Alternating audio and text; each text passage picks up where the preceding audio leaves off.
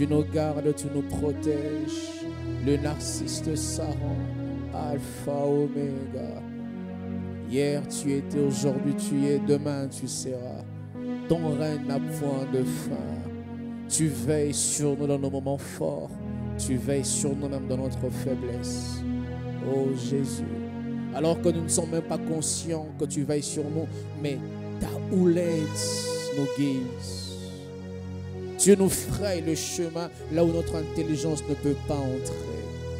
Tu mets nos noms là où nous ne pouvons pas mettre nos noms. Tu nous élèves, la Bible dit, tu prends les pauvres dans la poussière. Tu les lèves et tu les fais asseoir avec les grands.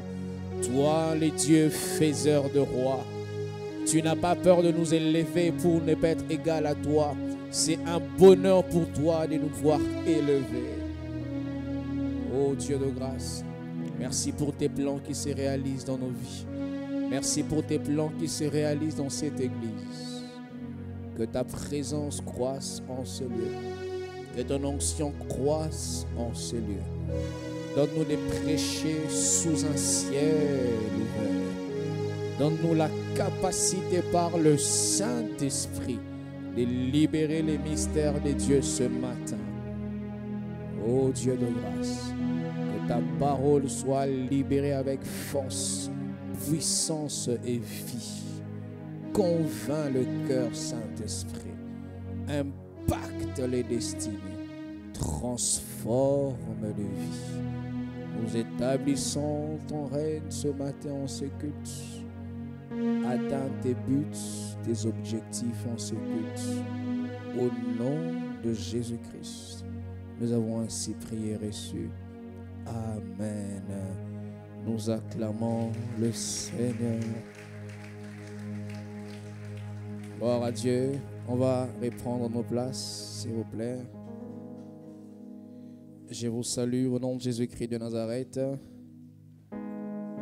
Je vous prie de saluer votre frère et votre sœur. Souhaitez un bon culte. Je vais présenter ce matin le livre de l'apôtre Marcelo. Mélanie va me donner les livres. Nous avons les 5 livres de l'apôtre Marcelo qui sont disponibles ici à l'église La Compassion Douala. Son tout premier livre qu'il a écrit, Découvre et expérimente sa présence. Un livre très conseillé pour les retraites spirituelles. Il a écrit un autre livre sur les secrets du lieu secret, également qui nous parle de se cacher avant de se manifester. Il a écrit ces livres également sur la tentation. Tu veux vaincre la tentation. Ces livres vont t'aider à voir la force et les principes bibliques pour vaincre la tentation. Également ces livres sur les 500 paroles de sagesse. Et son tout dernier livre qui vient d'être publié à Kinshasa, c'est celui-ci, La voie du véritable pardon. Et c'est arrivé au Cameroun depuis, je crois depuis avril, après notre voyage d'Abidjan, on avait ramené. Et si vous en voulez, nous vous prions de vous en procurer. Il y a des gens qui disent, mais pourquoi on vend des livres, vous avez reçu gratuitement, donné gratuitement. C'est vrai, on ne vend pas la révélation, mais on vend l'imprimerie. Donc les papiers, ça demandait de l'encre, c'est de l'argent. Si nous voulons que ces ministères soient pérennisés, il faudrait que nous puissions acheter. Et pour ceux qui n'ont pas de moyens d'acheter, vous pouvez aller sur www.marcelotunasi.org où vous trouverez certains de ces livres gratuits. Je pense que celui-ci également est déjà gratuit en version PDF. J'aimerais ce matin lire 2 témoignages de ce que Dieu est en train de faire au milieu de nous. Bonjour pasteur, je voudrais rendre gloire à Dieu pour ma guérison. Cela faisait déjà 3 années que lorsque j'entrais en intimité avec mon mari, je ressentais des douleurs insupportables au bas du ventre et cela m'empêchait vraiment d'être épanoui sexuellement. J'ai fait une série d'examens médicaux qui n'ont pas révélé grand-chose. Suite à cela, les médecins m'ont demandé de m'y habituer. Il y a de cela quelque temps, lors d'un culte, vous avez prié pour les malades. J'ai imposé les mains sur mon bas du ventre. J'ai saisi ma guérison et depuis lors, je ne ressens plus aucune douleur. J'ai vu pleinement ma vie sexuelle. Je remercie le Seigneur car il connaît même les choses les plus secrètes de l'homme. Demeurez bénis, que la gloire continue de vous utiliser puissamment. Nous acclamons le Seigneur. Les médecins lui avaient dit, tu dois seulement supporter, vivre avec ça, mais Dieu n'avait pas dit son dernier mot. Amen. Hein? Le dernier mot revient à Dieu, même si le diagnostic du médecin est négatif. Si Dieu ne t'a pas déclaré négatif, tu as encore la possibilité de vivre ce que Dieu veut que tu vives. Le deuxième témoignage, c'était le culte, je crois, jeudi surpassé. Shalom, pasteur. Pendant la prière, environ 15 minutes avant que tu montes sur les pupitres, voici ce que j'ai vu en vision. Première vision, un cadenas qui était en train d'être cassé avec une hache. Deuxième vision, une série de personnes qui s'est bousculée pour entrer à l'église, des femmes et des hommes qui semblaient être élevés en dignité. Voici ce que j'ai reçu comme explication. La première vision, il s'agit des vies, des prières qui ont été bloquées et qui sont en train d'être libérées. Et la deuxième vision en rapport avec ton sujet de prière, quand j'avais demandé qu'on prie, que Dieu attire les gens et Dieu a ouvert les yeux à un de nos frères qui était sur place. Ça veut dire que lorsque nous prions, il y a des choses qui se passent. Tu peux dormir avec ton frère, mais vous n'aurez pas les mêmes rêves. Et on peut prier dans la même église, mais on n'aura pas les mêmes expériences. C'est comme ça, vous devez être tout le temps disposé pour que Dieu vous parle. Et je vous ai donné ces témoignages pour vous dire que parmi nous, Dieu fait des choses et nous vous encourageons à donner ces témoignages afin que nous puissions savoir que Dieu est au milieu de nous. Il agit encore. Nous acclamons le Seigneur. Amen. Nous allons nous tenir debout pour honorer la parole de Dieu. J'ai deux portions à vous proposer ce matin. Une relecture. Le thème de mon message ce matin, c'est les causes du sommeil spirituel. Romains chapitre 13, le verset 11 au verset 14. Romains chapitre 13, le verset 11 au verset 14. La Bible dit: cela importe d'autant plus que vous savez en quel temps nous sommes. C'est l'heure de vous réveiller enfin du sommeil, car maintenant le salut est plus près de vous que plus près de nous que lorsque nous avons cru. La nuit est avancée, le jour approche. Dépouillons-nous donc des œuvres des ténèbres et revêtons les armes de la lumière. Marchons honnêtement comme en plein jour, loin des excès et de l'ivrognerie, de la luxure et de l'impudicité, de querelles et de jalousies. Mais revêtez-vous du Seigneur Jésus-Christ et n'ayez pas soin de la chair pour en satisfaire les convoitises. La dernière portion des Écritures, nous sommes dans les livres des Actes des Apôtres, le verset 7 au verset 9 du 20e chapitre, Actes chapitre 20, le verset 7 au verset 9. L'histoire du jeune homme Eutychus qui était tombé suite à un sommeil profond alors que Paul était en train de prêcher à Troas. Les premiers jours de la semaine, nous étions réunis pour rompre le pain. Paul, qui devait partir le lendemain, s'entretenait avec les disciples et il prolongea son discours jusqu'à minuit. Ça ne sera pas mon cas ce matin. Et il y avait beaucoup de lampes dans la chambre haute où nous étions assemblés. Or, un jeune homme nommé Eutychus, qui était assis sur la fenêtre, s'endormit profondément pendant les longs discours de Paul. Si c'est ta Bible, vraiment marque le verset 9. un jeune homme qui s'était endormi profondément et qui était assis sur la fenêtre pendant les longs discours de Paul. Entraîné par le sommeil, il tomba du 3e étage en bas et il fut relevé mort. Mais Paul, étant descendu, s'est penchant sur lui et les prit dans les bras en disant « Ne vous troublez pas, car son âme est en lui. » Que Dieu bénisse sa parole. Au nom de Jésus, on peut reprendre nos places, s'il vous plaît. Je vous salue à vous, nos frères et sœurs sur Internet, et nous vous prions également de partager cette vidéo. Aujourd'hui, Dieu va nous faire beaucoup de bien. Le Seigneur va nous parler aujourd'hui. Amen. Hein? Et lorsque vous venez dans un culte, ne venez pas dans un culte en calculant Dieu. Venez dans un culte et coulez comme Dieu veut que nous puissions couler. Amen. Hein?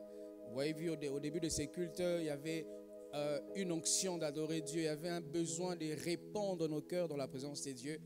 Alors, ne calculons pas l'heure, mais les pasteurs devaient déjà commencer à prêcher. Mais non, lorsque Dieu nous conduit dans un mouvement, laissons-nous aller dans ces mouvements. Comme j'aime dire, vaut mieux les désordres de Dieu que l'ordre des hommes. Et le thème de mon message, comme je l'ai dit ce matin, c'est les causes du sommeil spirituel. J'ai commencé à parler des causes depuis les dimanches passés, mais je n'ai pas pu finir. J'ai prévu 11 choses. Je n'ai pu dire que 3. Rapidement, je vais faire sa révision. Dans le texte que nous avons lu de Acte 20, on nous parle du long discours de Paul. Et j'en parlerai profondément tout à l'heure.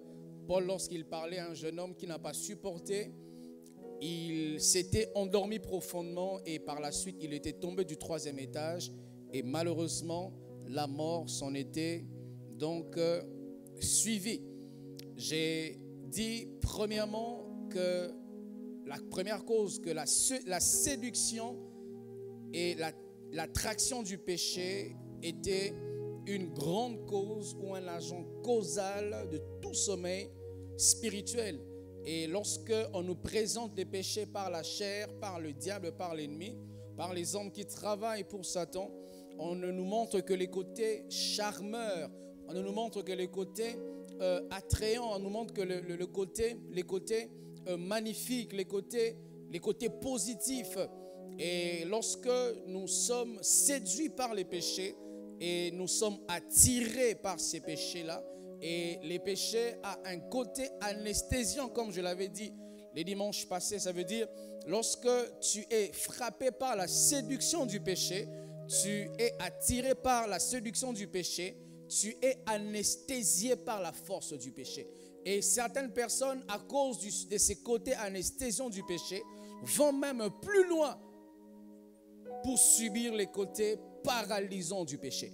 Vous savez, les péchés ont un côté paralysant. Il y a des gens, lorsqu'ils veulent pécher, ils ne réfléchissent plus. Tu ne penses plus aux conséquences. Tu ne réfléchis plus à ce qui va arriver après. Tu ne réfléchis plus à tout ce que tu as bâti et construit avec Dieu. Parce que les péchés, lorsqu'ils te séduisent, lorsque les péchés t'attirent, lorsque les péchés t'anesthésient, lorsque les péchés te paralysent, tu ne sais plus réfléchir. Il y a un conseil de gens, lorsqu'il commet les péchés et qu'il revient à lui-même, il est rempli de remords, il est rempli de culpabilité, il est rempli de ce genre de phrases. Qu'est-ce qui m'avait pris à le faire? Pourquoi je l'ai fait? Pourquoi j'ai donné mon corps à cet homme? Pourquoi j'ai avorté? Pourquoi j'ai touché à cette femme mariée? Pourquoi j'ai touché à cet homme marié? Parce que lorsque les péchés nous est présentés, ça nous paralyse. On n'arrive plus à réfléchir aux conséquences, mais nous regardons rapidement à ce que nous pouvons, entre guillemets, gagner. Jacques chapitre 1, le verset 14, la Bible dit, mais chacun est tenté quand il est attiré et amorcé par sa propre convoitise. J'en parlerai tout à l'heure sur la convoitise. Et je vous ai parlé que les psychologues nous montrent 4 phases par lesquelles chaque être humain passe avant de poser une action. La première phase, c'est l'attraction et l'amorce. Avant que l'homme ne puisse consommer un péché, il est d'abord attiré, amorcé. Et la deuxième phase, c'est la phase donc de la délibération. tu étais attiré par cette proposition qu'on t'a fait au travail, de faire une surfacturation, et tu es amorcé par ça. Et entre ce temps-là, tu es en train de délibérer. Est-ce que je dois le faire ou je ne dois pas le faire? Et tu es attiré par une femme qui, depuis un moment, ta femme ne te donne plus son corps, son mari n'est plus trop là, il est très occupé, et il y a quelqu'un que Satan a placé, et tu commences à être attiré, amorcé, et tu commences à avoir un temps de délibération. Est-ce que je peux parler avec elle? Vous savez, dans ce temps de délibération, des fois, Satan nous pousse à avoir de fausses bonnes raisons.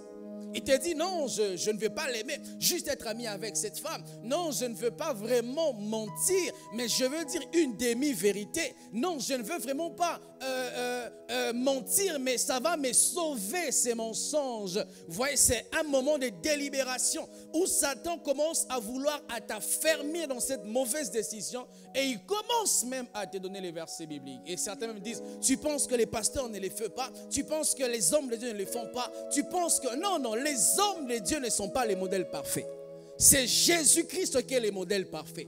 Même si un homme de Dieu fait les péchés que tu veux faire, sache que cet homme de Dieu ne sera pas au tribunal pour te juger. C'est le Christ qui se présentera au dernier jour pour juger tes actions. La Bible dit que Dieu jugera les actions secrètes des hommes. Publiquement ici, je pêche et puis sur les réseaux sociaux. Mais même si tu le fais dans le secret, le Seigneur voit. J'aime répéter cette phrase que j'ai entendue quand je m'étais converti. Quelqu'un avait dit que Dieu, il peut voir une fourmi noire sous une pierre noire dans un environnement noir. Dieu voit les actions des hommes dans les lieux secrets. Et les hommes qui sont hypocrites, ils viennent de fumer dehors. Et quand il vient à l'église, il va mâcher un peu les chewing-gums, un peu chiquer pour que les pasteurs et les frères et sœurs ne sentent pas l'odeur. Mais tu es en train de mentir à qui? Dieu qui voit les actions secrètes des hommes a vu que tu as péché. Des maris infidèles qui trompent leurs femmes au travail avec leurs collègues femmes au travail. Et quand il vient, il est un peu, voilà, il se parfume. Tu trompes qui? Parce que Dieu voit. Et après ce moment de délibération, l'homme passe par la troisième étape, c'est l'étape finalement de la décision. Après que tu as été attiré, amorcé, délibéré ce que tu veux faire, tu dis, je vais quand même le faire pour une fois. Frère, il suffit d'une seule fois pour que toute sa vie s'abîme. Ah oui, la Bible dit, un peu de levain fait lever la pâte. Pas beaucoup de levain, un peu de levain. Si tu prends une petite dose du poison, ça reste poison autant de prendre 4 litres de poison. Le poison ne devient pas poison parce que c'est quantitatif. Le poison est poison parce qu'il est qualitatif. Même si tu prends un petit verre de poison comme ça, tu vas être touché dans tes organes. Et lorsque tu t'amuses à toucher un peu les péchés, tu t'amuses à toucher un peu les femmes, à toucher un peu les hommes, à avoir des discussions banales. Je vais en parler tout à l'heure d'ailleurs. C'est quand tu commences à entrer. Écoutez d'ailleurs, j'ai remarqué dans ma vie chrétienne qu'en réalité les hommes ne tombent pas dans les péchés. Ils descendent dans les péchés. En réalité on ne tombe pas. Boum, tu tombes dans l'impudicité. C'est souvent un processus, je l'ai même prêché, un processus graduel. Et le sommeil spirituel, comme je l'avais dit, c'est graduel. Où tu commences un peu à ne plus prier beaucoup, où tu commences un peu à permettre qu'à des hommes qui te touchent un peu, toi. Au début, tu ne voulais pas de ça, tu étais catégorique, ma soeur. Mais là, on peut toi. Et tu descendras jusqu'à ce que vous allez faire les mal. Et les gens même, on veut l'amener à pécher. Oh, on le touche. Non, je ne veux pas, je ne veux pas. Tu ne veux pas même que tu vas. Non, si tu ne veux pas, gifle ces garçons-là. Oh non, laisse-moi, je n'aime pas ça, on les prend encore maillés. Arrête de m'embrasser, et puis de m'embrasser. Non, si tu ne veux pas, crie, au secours. Si tu ne veux pas, gifle ces garçons-là. Dans ton cœur, tu veux, mais dans ta bouche, tu ne veux pas. Dieu voit les actions secrètes des hommes. Et tu vas tromper qui? Tu trompes ces garçons, cet homme, cette femme. Même si cette femme ou cette... D'ailleurs, j'ai remarqué que les impudiques peuvent savoir que tu veux ça. Les impudiques, c'est, même si tu dis non, tu sais. Comment tu sais que ces garçons vivent seuls? Il t'invite chez lui, mais tu y vas. Tu sais que tu vas à l'abattoir, mais tu y vas quand même. Écoutez, vraiment, frère Jean, je suis venu, je ne vais pas traîner, je vais aller au culte, à l'étude biblique. Vraiment, ma soeur. Et puis tu vas venir, pasteur, j'ai péché, j'ai péché. Je vais prier pour toi, mais écoutez, la grâce surabonde là où le péché abonde. Et c'est vrai.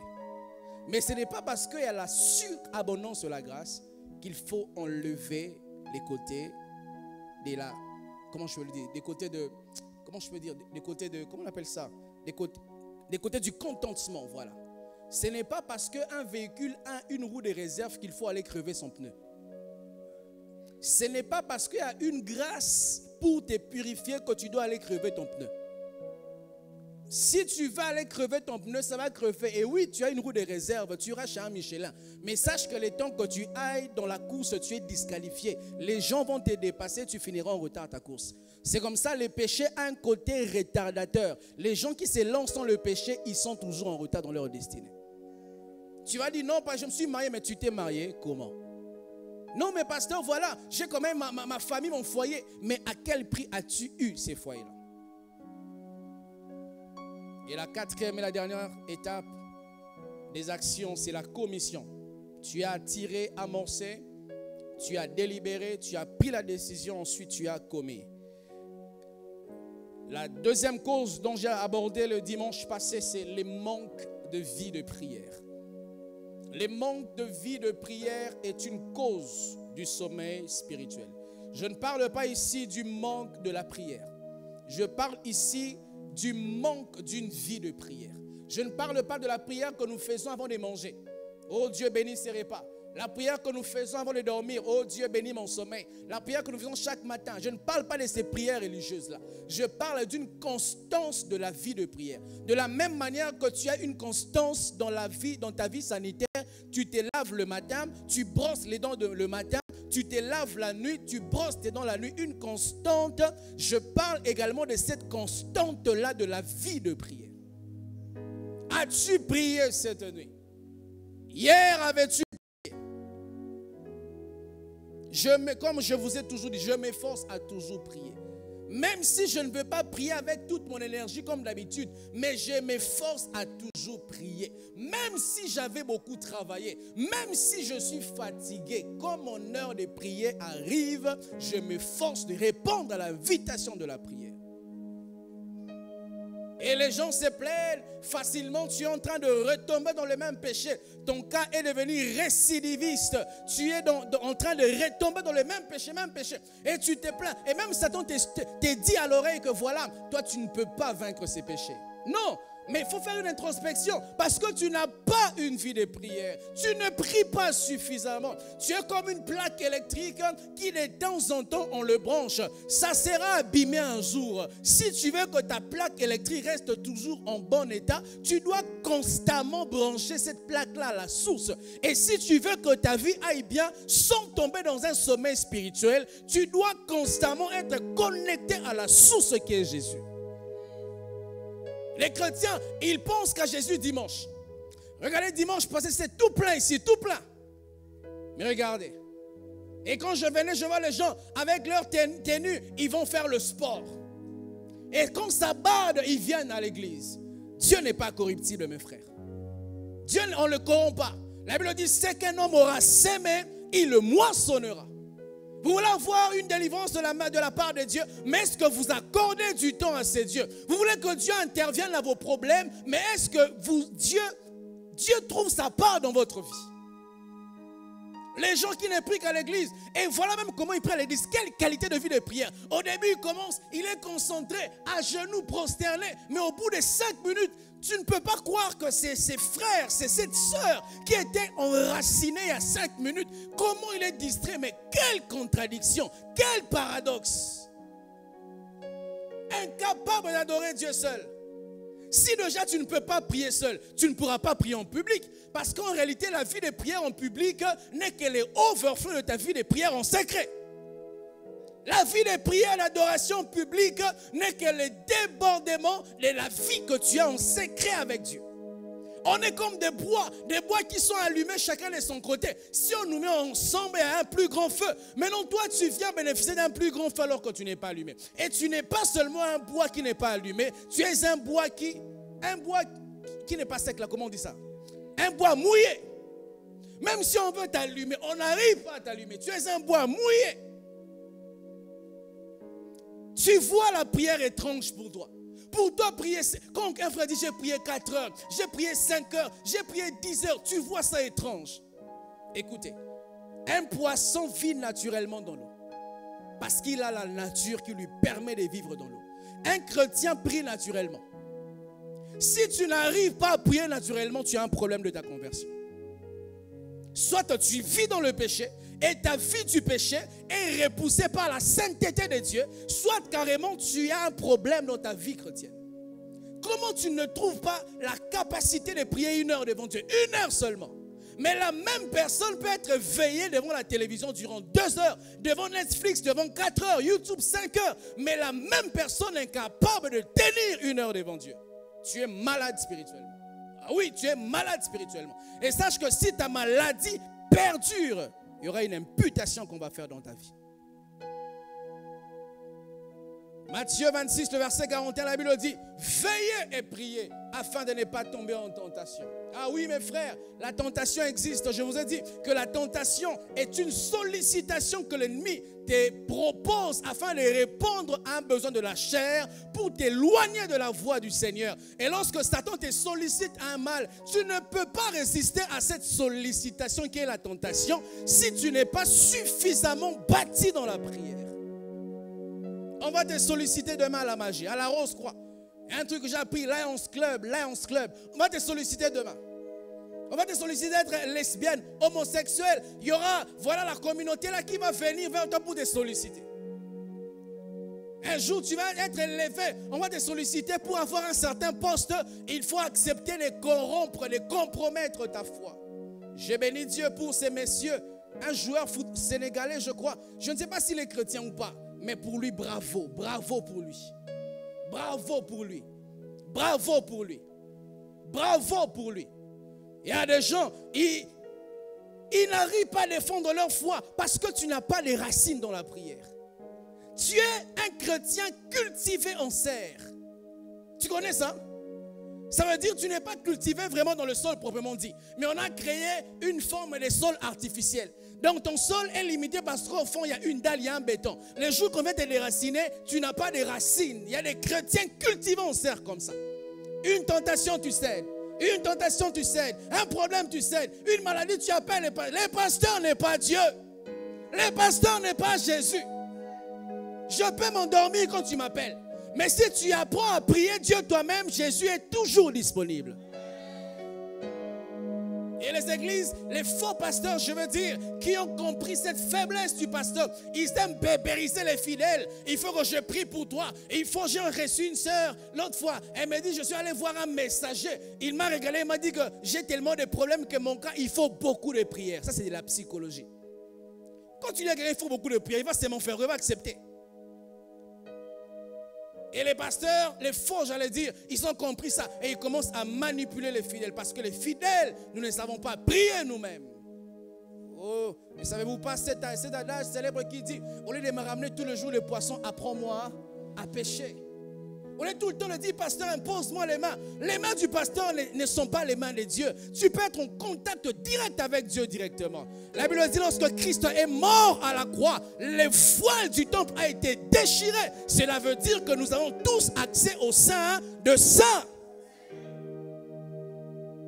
Proverbe 26, le verset 20, la Bible dit, faute de bois, le feu s'éteint. Vous savez, plusieurs chrétiens subissent les enchantements. Plusieurs chrétiens subissent les envoûtements. Moi, je ne crois pas qu'un chrétien peut être possédé. Un véritable chrétien ne peut pas être possédé. Et c'est plus qu'une simple déclaration de foi. La Bible dit, lorsque nous recevons Jésus, il habite dans ton esprit par le Saint-Esprit. Ton esprit est le plus haut niveau de ta vie qui est géré par Dieu seul. Et donc le Saint-Esprit ne peut pas cohabiter dans ton esprit avec un démon. Mais il y a des chrétiens, malgré que Jésus a dépouillé les principautés, les dominations de la croix, vous subissez les enchantements et les attaques démoniaques. Il faut faire un lavage au village, il faut qu'on fasse des trucs sur toi, il faut adorer les crânes parce que tu n'es pas suffisamment aguerri dans la prière. Et la Bible dit, faute de bois, le feu s'éteint. Lorsque dans ma plaque électrique, j'allume le feu, aucune mouche ne peut s'asseoir dessus. Et tu sais pourquoi dans ta vie, il y a les attaques, on touche ta santé, on touche ton mariage, on touche tes enfants, parce que faute de bois, les feux s'éteignent. Vous savez, j'aime dire aux gens qu'en réalité, la délivrance n'est pas aussi mystérieuse comme on nous le présente. Il faut des séances, des cures d'âme, il faut que tu vomisses. Non, écoutez mes frères, si on t'avait lié ici quand tu avais 2 ans, plus tu grandis, n'est-ce pas que les fils vont lâcher?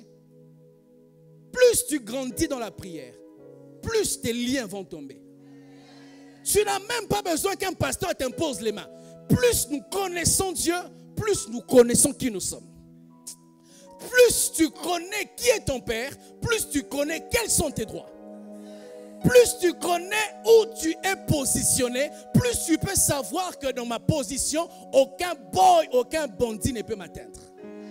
Est-ce qu'un jour, on va entendre l'histoire, genre à Yaoundé, au palais, comment on appelle ça? Au palais de l'unité, je crois. C'est là où le président habite. Au palais de l'unité, un jour, il y avait un groupe de boys qui sont allés là-bas. Non, jamais. Pourquoi? Parce que plus tu connais où tu habites, plus tu es en sécurité. Et les chrétiens paresseux, les chrétiens, ils dépendent des pasteurs.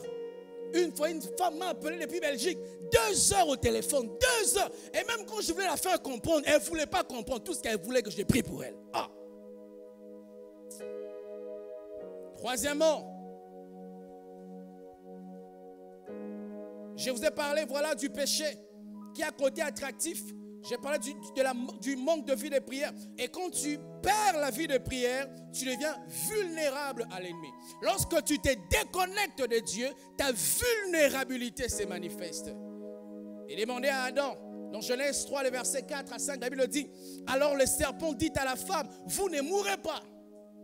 Mais Dieu sait, le jour où vous en mangerez, vos yeux s'ouvriront et vous serez comme des dieux, connaissant le bien et le mal. Vous voyez ici, Satan a pris d'assaut Adam et Ève parce que Adam et Ève, ils s'étaient déconnectés de Dieu pour se laisser comme un électron libre. Frère, sœur, j'aimerais te dire, toi qui penses que tu es plus intelligent que Dieu, qui lui t'a placé sous un pasteur dans une église pour ta croissance spirituelle, lorsque tu vas ça et là, sache que tu es en train de te déconnecter d'une source et tu rencontreras le serpent. Les chrétiens pensent que, voilà, aller dans une croisade, un séminaire, c'est être spirituel. Ce n'est pas être spirituel. Moi qui vous prêche, je n'ai pas encore fait la théologie. Je fais 16 ans auprès de mon pasteur. 16 ans auprès de mon pasteur. Jamais fréquenté un ministère. Si j'y vais que pour prêcher. Et si je n'ai pas tout ça, je n'y vais pas. Vous savez pourquoi vous avez des indigestions spirituelles? Parce que tu consommes beaucoup de nourriture. Tu viens là, on te prend la sainteté. Là-bas, on te dit, la sainteté ne suffit pas. Il faut se donner l'offrande. Et tu as les indigestions spirituelles. Lorsqu'un malade consulte plusieurs médecins, il ne va pas être guéri rapidement. Parce que l'autre médecin dira, prends le Doliprane. L'autre dira, non, pas le Doliprane. L'autre dira, non, prends le Feralgan. Et par conséquent, tu seras dérangé par ta santé parce que tu fréquentes beaucoup les chrétiens. Et on pense que c'est être spirituel. Tu rencontreras le serpent. Et il te dira, est-ce que Dieu a vraiment dit? Au début de ma foi, j'étais attiré par le Seigneur à pouvoir faire un long jeûne de 30 jours. Et il y avait un ami qui lui était déjà chrétien bien avant moi. Je lui dis pour le partager afin qu'il m'encourage. Le frère me dit, frère, tu es vraiment sûr que Dieu veut que tu fasses jeûne de 30 jours? Je me dis, frère, 30 jours? On dit 30 jours?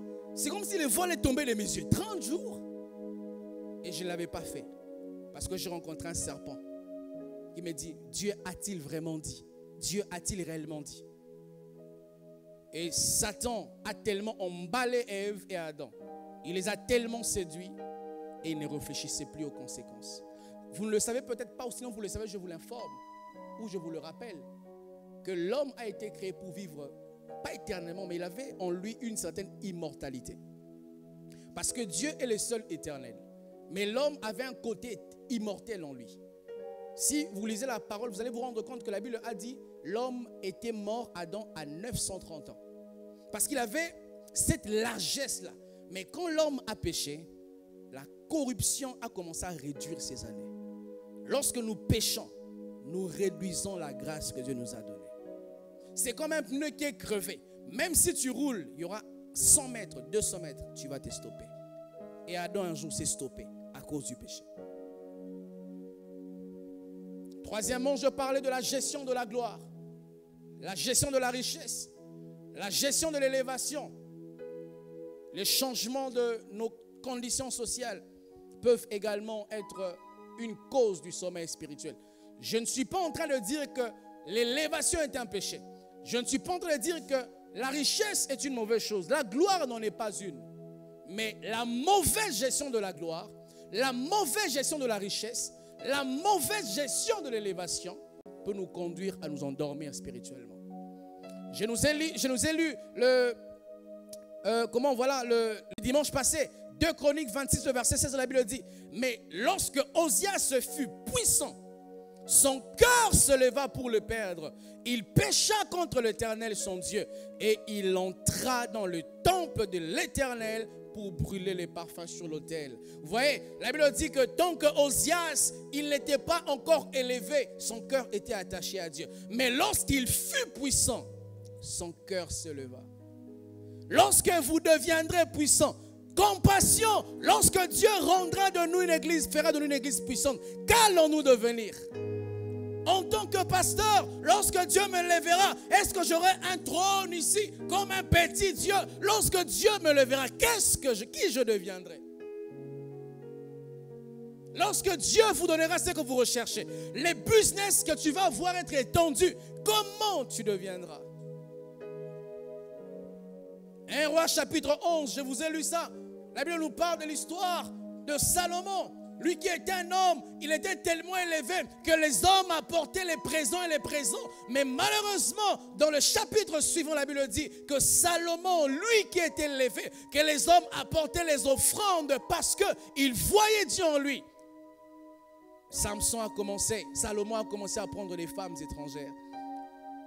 700 femmes, 300 concubines, avec l'argent de Dieu. Ici, tu es comme tu es. Lorsque Dieu te donnera son argent, comment vas-tu gérer son argent? La Bible dit: qu'as-tu que tu n'aies reçu de Dieu?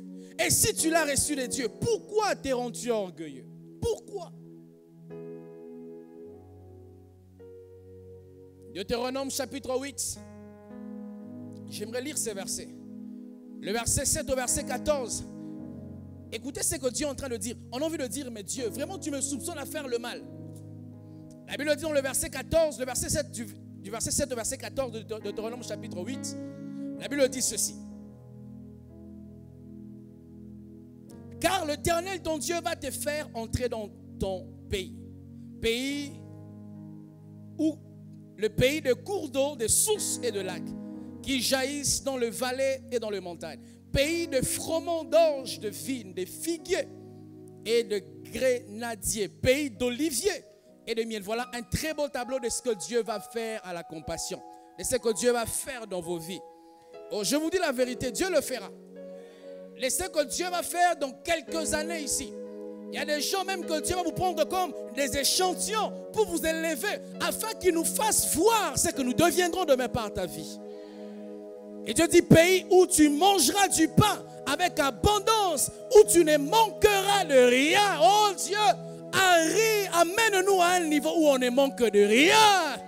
N'est-il pas écrit dans ta parole que l'Éternel est mon berger? Je ne manquerai de rien. Je suis fatigué, pour que je mange, il faut que je prie. Adam ne priait pas pour manger. Et je ne vais pas prier pour manger. Je ne vais pas prier pour me déplacer, pour avoir un visa.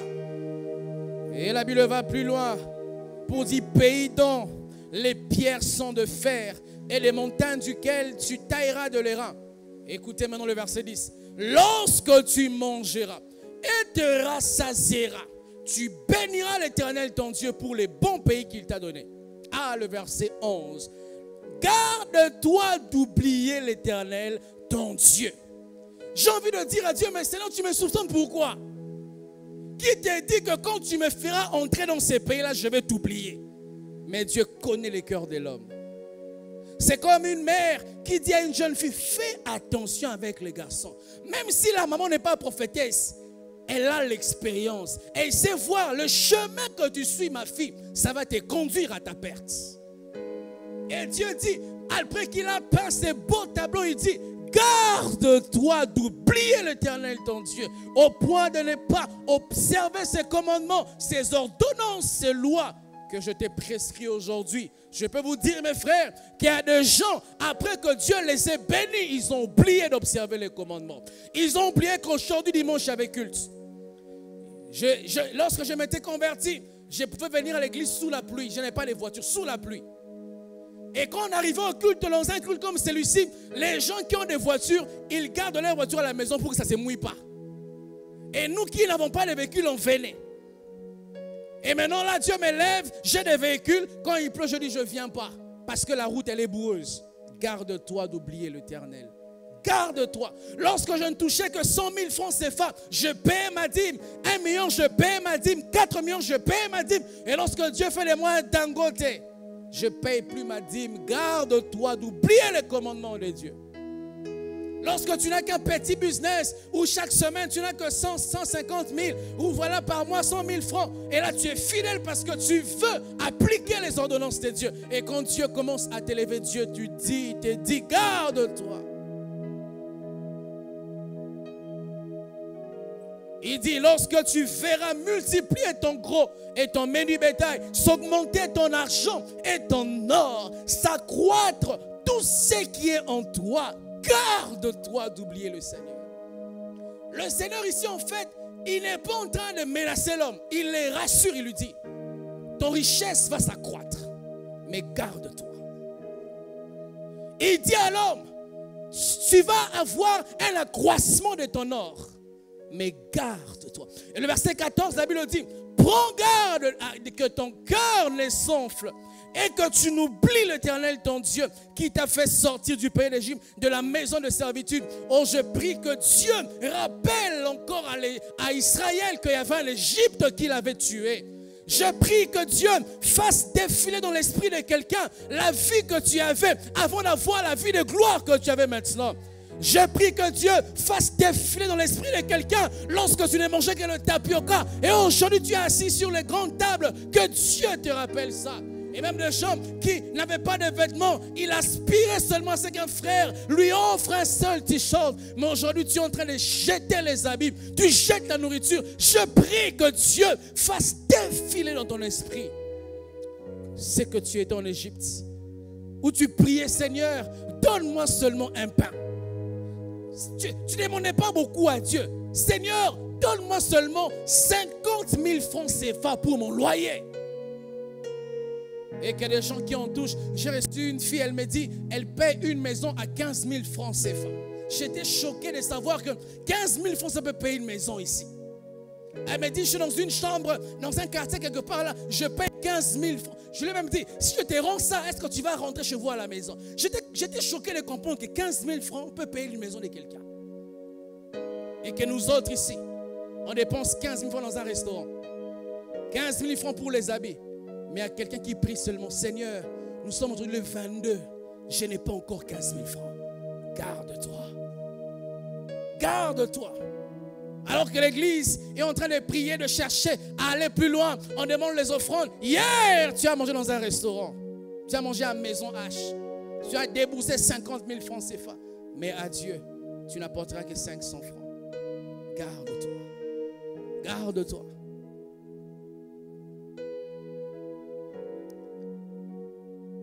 Il y a une prière qui m'a choqué. La prière de Salomon qui dit dans Proverbes chapitre 30, le verset 7 au verset 9. Il dit ceci. Une prière très sincère. Il dit, je te demande deux choses. Ne me les refuse pas avant que je ne meure. Éloigne de moi la fausseté et la parole mensongère. Ne me donne ni pauvreté ni richesse. Ah oui, ni pauvreté, ni richesse. Écoutez, accorde-moi le pain qui m'est nécessaire. Est-ce qu'il y a encore des gens qui font des prières sincères comme ça? Oh Dieu, je vais devenir le Bill Gates de ma famille. Est-ce que tu as la capacité de gérer l'argent de Bill Gates? J'ai lu un jour, il y avait récemment, Elon Musk, je crois que c'était lui ou Bill Gates, il est redevenu l'homme le plus riche parce qu'il avait oublié dans son canapé un chèque de 3 milliards de dollars. Ah, Dieu. Donc moi, je n'ai pas les canapés à la maison. Lorsque tu deviendras comme Elon Musk, comme Mark Zuckerberg, comme les plus riches du Cameroun, dis à Dieu, Seigneur, tu me connais mieux que moi. Donne-moi les pains qui m'est nécessaire. Si pour moi, les pains qui m'est nécessaire, c'est être milliardaire, donne-moi ces pains nécessaires. Mais si pour moi, les pains qui m'est nécessaire, c'est avoir seulement une simple vie, une simple maison, où je paye mon loyer, je paye les frais de mes enfants, donne-moi les pains qui m'est nécessaire. Des fois, les prières orgueilleuses, les prières envieuses, on voit l'autre, on dit, Seigneur, c'est que mon frère a dit copier-coller. Donne-moi. Le verset 9, il dit des peurs que, ça c'est grave. Quelle sincérité. Il dit, les peurs que dans l'abondance, je ne te renie. Dieu, donne-moi un cœur aussi sincère. Un cœur où je dis, Seigneur, c'est vrai que je te dérange, donne-moi les visas pour l'Afrique du Sud, pour les États-Unis. Mais tu me connais mieux que moi-même. Si j'y vais, je peux t'abandonner. Je te demande le mariage, mais tu vois que je ne suis pas encore prêt. Si ce n'est pas le temps, ne me donne pas. Il dit des peurs que dans l'abondance, pas dans la pauvreté, dans l'abondance, je ne te renie. Et ne disent qui est l'Éternel. Ou que dans la pauvreté, je me dérobe et je m'attaque en ton nom. Il y a des gens qui s'attaquent au nom de l'Éternel. Qui est ces pasteurs? Tu n'étais rien. Tu es venu, je t'ai enseigné les rudiments chrétiens. Je t'ai imposé les mains. Quand je prêchais, tu écrivais. Et Dieu commence à faire fleurir en toi les choses que tu as reçues. Et tu dis, qui est Dieu? Qui est les pasteurs? Qui est mon père? Et les gens même vous tapez vos parents, tu es maudit. La mère qui t'a nourri, parce que tu deviens grand, tu tapes ta mère, je te dis comme un homme de Dieu, tu es maudit. Si tu ne te réponds pas de cette mauvaise voie, sache que ta vie, même si les pasteurs te bénissent, à cause de la tristesse du cœur de tes parents, tu ne seras pas béni. Et certains disent, non pasteur, je ne tape pas. Ah oui, tu les tapes. Dans ton cœur, tu tapes tes parents. Si on pouvait ouvrir ton cœur. J'avais déjà dit, je ne parlerai pas à cette femme. Tu es maudit si tu ne te réponds pas. Ne cherche pas les démons, tu es les démons de ta vie toi-même. Si tu n'arranges pas ces cœurs mauvais que tu as, ces cœurs orgueilleux que tu as, tu n'iras pas loin. Même si ta mère est sorcière, oh Dieu, viens restaurer l'église du Revet au Cameroun. Que les gens, à cause de la sorcellerie, ils divisent les familles. Non, mon frère, la sorcellerie est une maladie spirituelle comme la malaria. Si vous la traitez, ça va finir. Et on dit parce que ton enfant est sorcier, chasse-le de la maison. Non, mais ce n'est qu'un enfant. Ta mère est une sorcière, il ne faut pas donner ton argent, mais c'est ta mère. Tu penses que vraiment un sorcier peut bloquer des financements? Je ne crois pas en ça. Je ne crois pas du tout en ça. Oh, quand tu prends ton offrande, tu donnes à un pauvre en route, il va te bloquer. Moi, je ne crois pas en ça. Si je vis dans la sainteté, je crains Dieu, je prie, il ne va rien me faire. Oh, ton oncle là, et même des églises qui vont loin pour dire, si quelqu'un n'est pas chrétien, ne lui parle pas. Tu es un mauvais pasteur. Tu n'es pas un serviteur de Dieu. On a reçu les ministères de la réconciliation, pas de la division. La Bible dit, vous avez reçu les ministères de la réconciliation. Plus tu écoutes un homme de Dieu, plus tu dois devenir humain. Tu dois devenir social. Je ne parle pas ici de devenir ami avec les païens, mais être humain avec les païens. N'est-il pas écrit que vous êtes la lumière du monde? Tu n'es pas la lumière de l'église. Tu es la lumière du monde. Donc c'est dans le monde que tu dois éclairer. Et si dans le monde tu n'as pas les bons rapports, comment tu vas éclairer le monde? Il y a des chrétiens, si tu es très bon à l'église, avec les frères et sœurs, une bonne sœur, mais dans ta famille, des mauvaises relations, des mauvais rapports, impoli à la maison, insoumis. Les pasteurs t'appellent, tu fais tous les travaux de l'église, mais à la maison, pour faire passer un serpent à la maison, une paresseuse, une impolie comme toi. Oh Dieu, donne-moi l'abondance qui me suffit. Donne-moi les pains qui m'est nécessaire. Si tu vois que ces postes au travail vont me détourner de toi, je ne vais pas dire un jour qui est le Seigneur. qui est Dieu? Je viens au culte ici. Il y a des gens, ils viennent me voir au bureau, ils veulent me faire voir qu'il est pressé plus que tout le monde. Mais quand il était pauvre, il pouvait attendre 4 heures que les pasteurs le reçoivent. Mais Dieu le lève. C'est lui qui met la pression au protocole. Je ne te recevrai pas. Avec ton argent, tout est grade, va là-bas. Ah oui, moi je ne suis pas ce genre de pasteur là. Je suis serviteur de Dieu, pas serviteur d'un riche. C'est Dieu qui m'a appelé, pas un riche qui m'a appelé.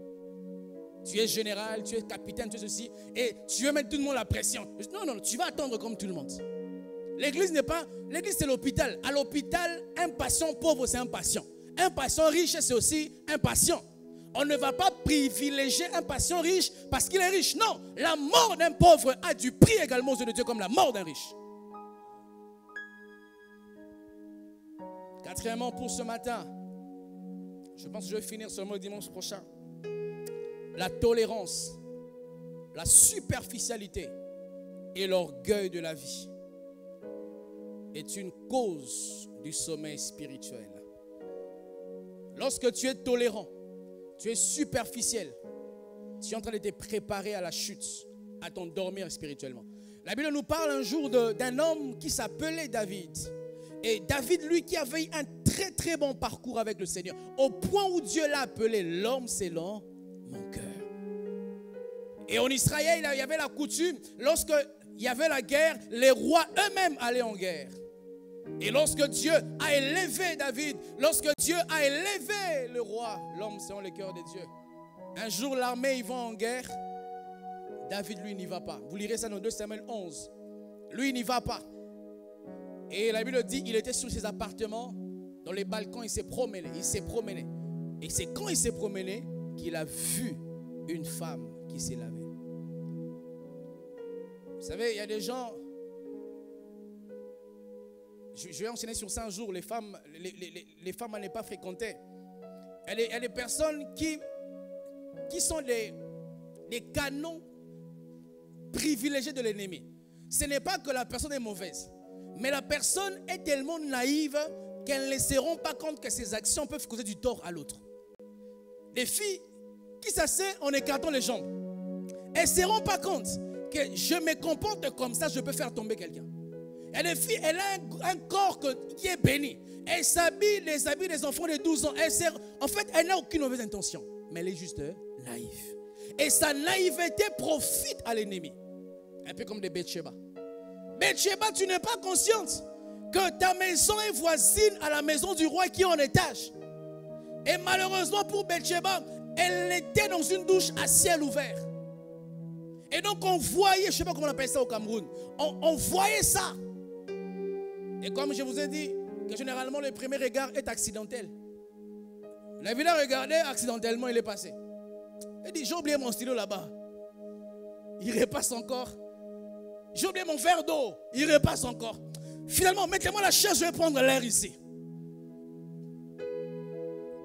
Et lorsque vous lirez dans 2 Samuel 11, la Bible dit, David a dit, de qui est-elle femme? On lui répondit, la femme de Uri, ton serviteur. Écoutez la réaction, amenez-la moi. David a posé la bonne question, mais il a eu la mauvaise réaction. On n'a pas caché à David que c'était la femme d'autrui. On lui a dit, cette femme appartient à quelqu'un. Et c'est quelqu'un, c'est ton général. Malgré ça, amenez-la moi. Tolérance, superficialité, orgueil de la vie. Je suis le roi David. Emmenez-la moi. Je vous ai dit que les péchés ont un côté anesthésiant, un côté paralysant. David ne pouvait plus imaginer que je suis le compositeur des psaumes de Dieu. Je suis en train de commettre un péché. Il était paralysé, il ne voyait plus de conséquences. C'est triste. Et quand David il touche à la femme d'autrui, la mort est entrée dans sa famille.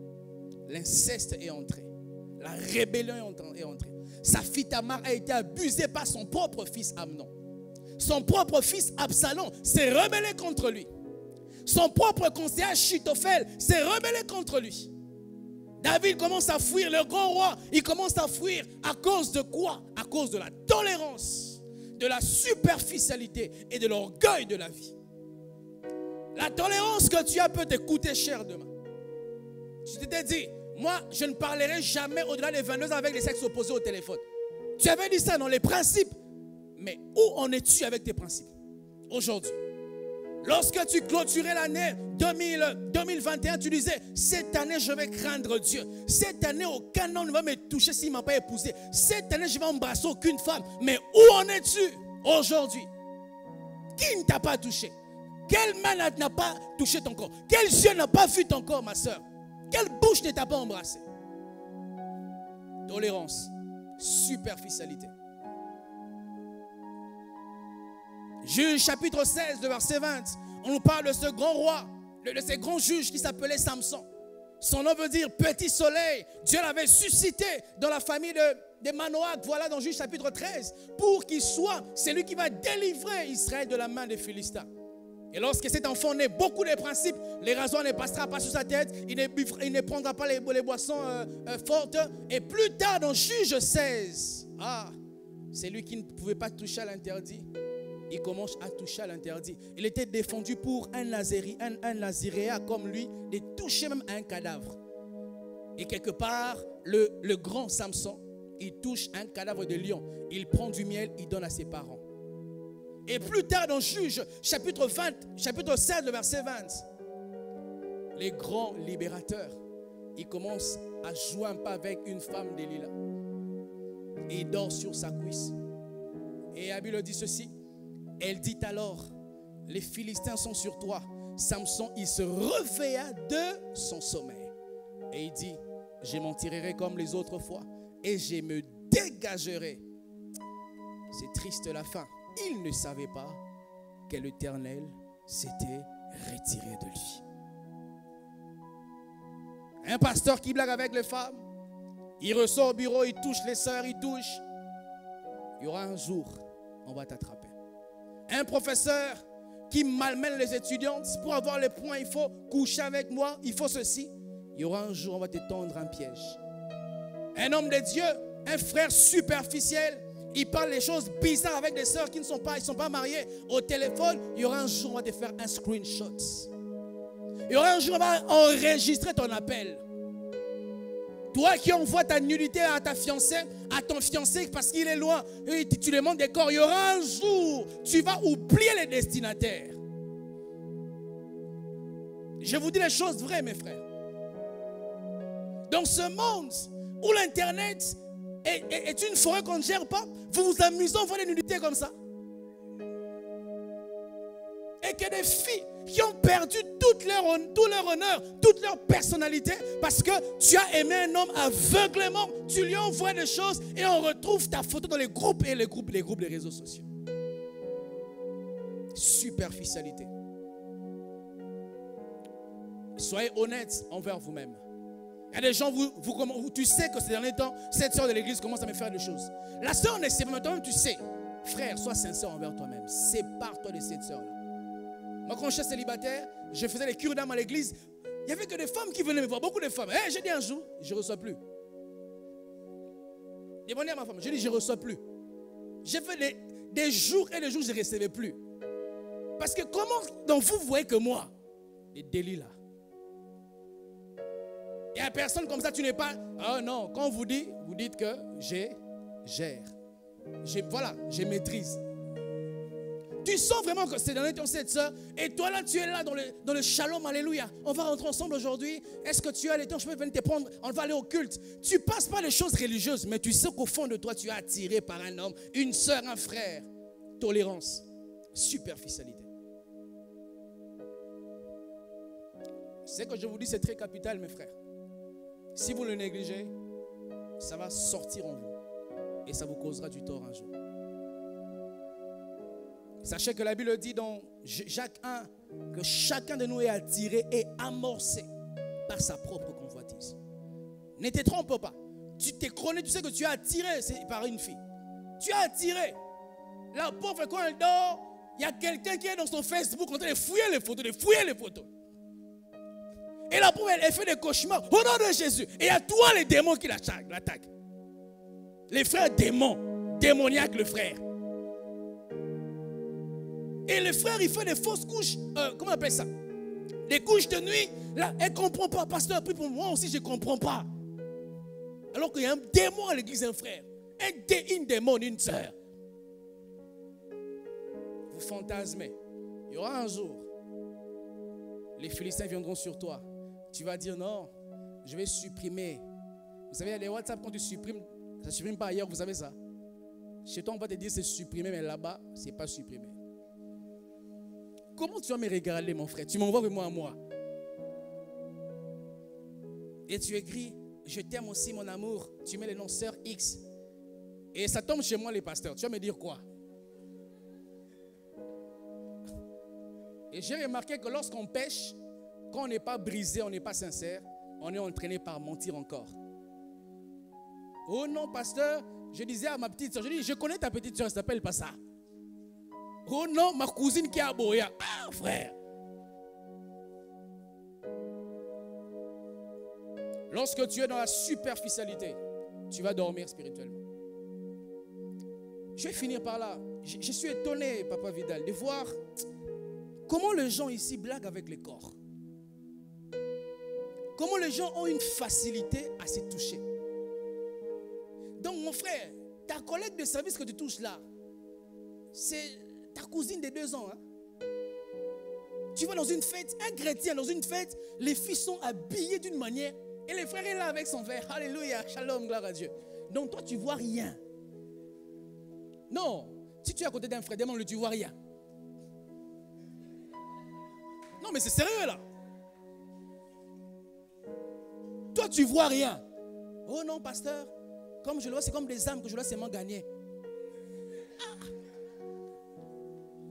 Et tu te plais dans le fait des païens. Un chrétien ne va pas dans le fait des païens. Ah oui, c'est dur, mais c'est la vérité.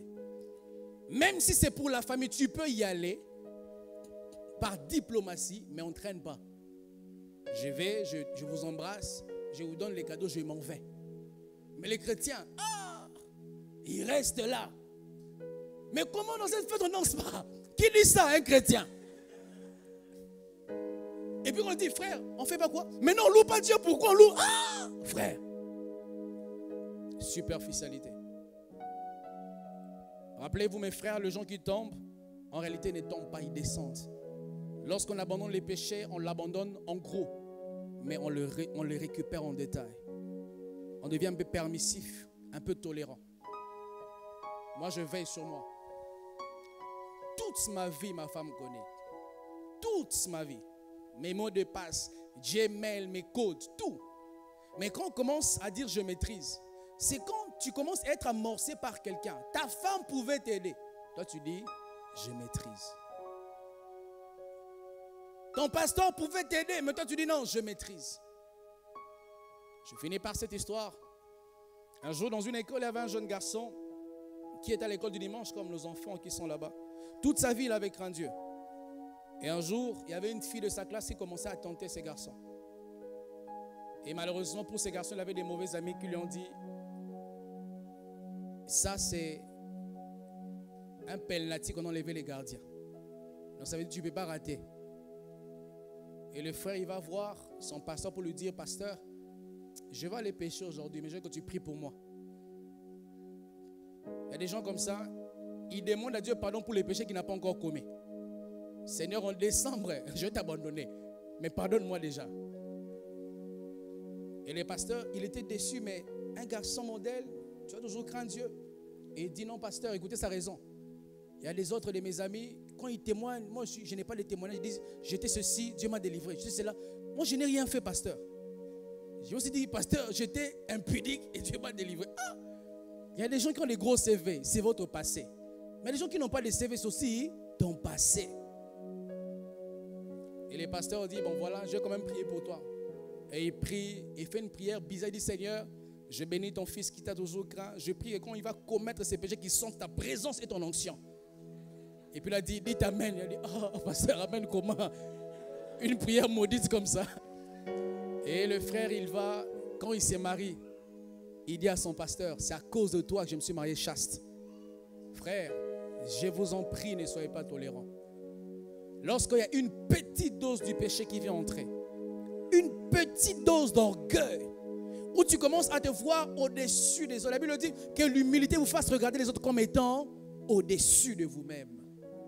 Si tu commences à remarquer ça, je prie que le Saint-Esprit rapidement te dise, mon fils, attention, il y a le feu rouge là-bas.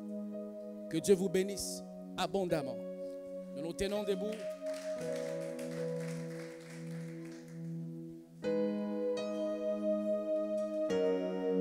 Tu vas prier par rapport à ce message.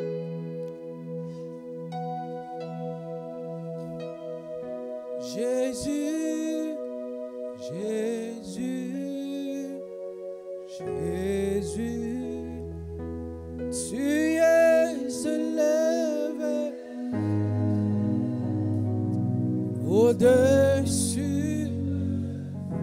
au-dessus du péché. Oh Jésus, Jésus, Jésus, tu es élevé, Jésus, au-dessus de tout. Chantons, chantons, chantons Jésus, Jésus, Jésus, Jésus, tu es élevé au-dessus, au-dessus. Oh, oh, oh, oh, oh. Je crie à toi. Oh, oh, oh, oh, oh. Je crie à toi.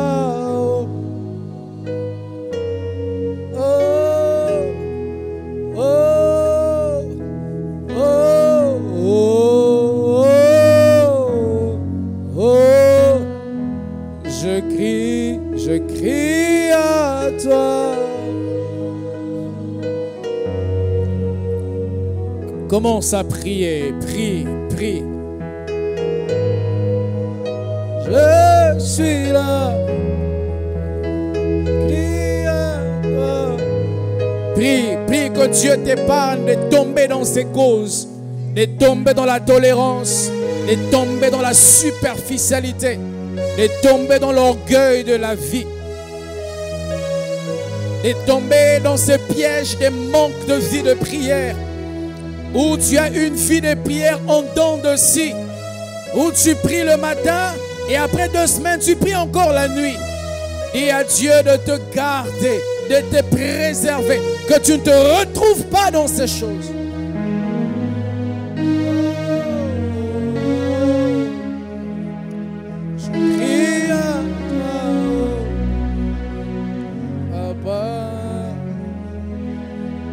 Je suis là, papa, papa,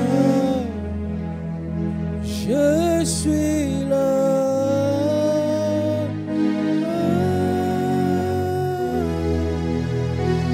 Je suis là.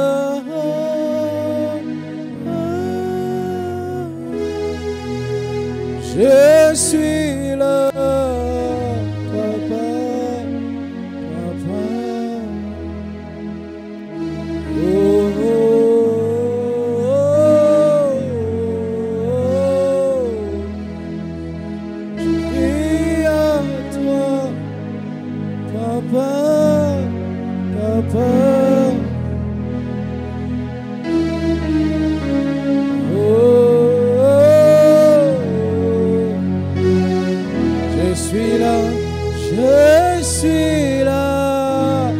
papa.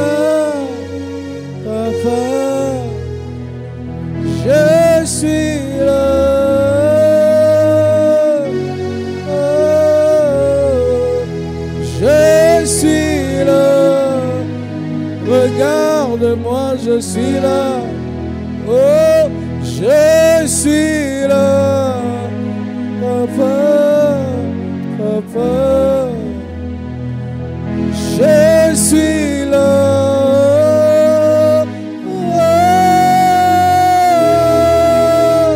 Je suis là.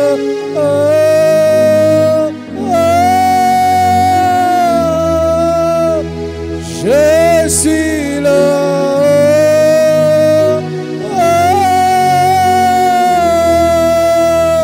Je suis là. Papa, papa, je suis là. Papa, papa. Ora la la bakas. Ora la la bakas. Sunele abakas. Ore kandele bebe kasunda la baba baba bosh. Ora kandele bebe kasuya baba baba. Ne nous laisse pas tomber en tentation. Ne nous laisse pas tomber dans le sommeil spirituel. Ne nous laisse pas perdre ce que tu as commencé. Ne nous laisse pas éteindre le feu du Saint-Esprit. Je suis là. Ora la bakasuya bababo. Kuntalele bekasia la bababosha. Urikandele bebe yabashakata yababosha. Urikasikatele bebe kasukara la bakate. Urikatele bebe kasuya bababosha ya. Shababosh. Je suis là. Au nom de Jésus, je vais prier.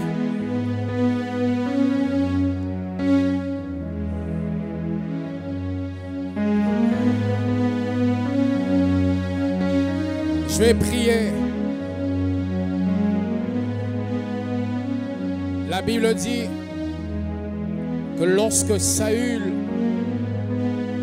a perdu l'onction du Saint-Esprit, les démons est entré en eux. Lorsque Samson a perdu l'onction, il a été fragilisé. L'onction sert aussi de bouclier. L'onction n'est pas là seulement pour nous faire tomber, mais aussi pour nous préserver de toute forme de chute.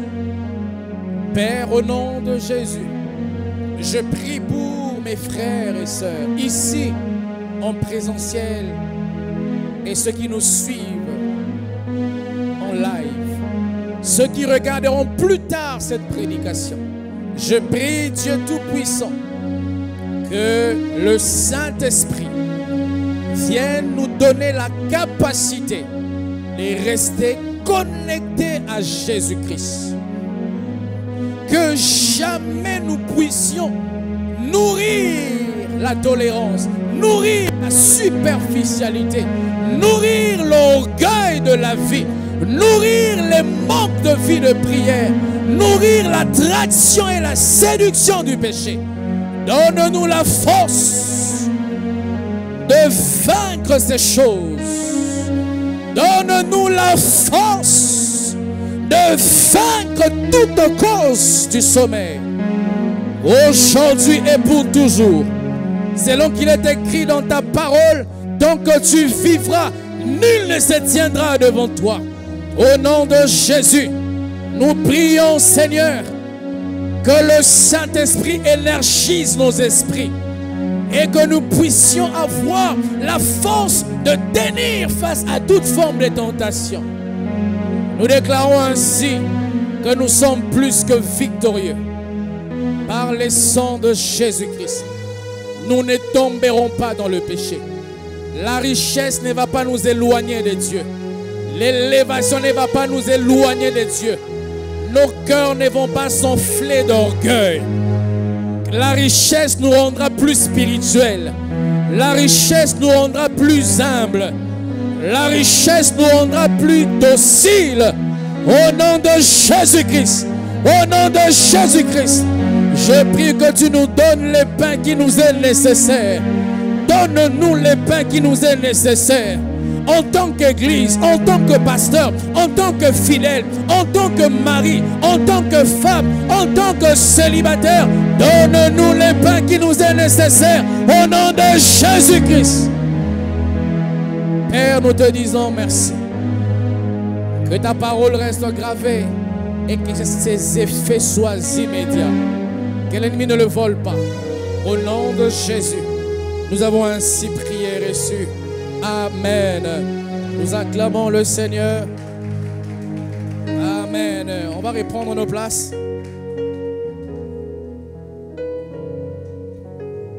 Gloire à Dieu, on va apporter nos offrandes. Nous aurons deux services comme d'habitude. Le tout premier, dans les deux paniers, les tout premiers, on va soutenir l'œuvre de Dieu par nos offrandes et également pour l'aménagement. Il faut faire avancer le travail. Peut-être vous ne voyez pas encore l'impact de ce que Dieu est en train de faire, mais il y aura un jour, on vient s'il n'y a pas de place et on veut anticiper les besoins. Et il y a des factures à payer. On nous parlera par l'équipe, je crois, dans un dimanche.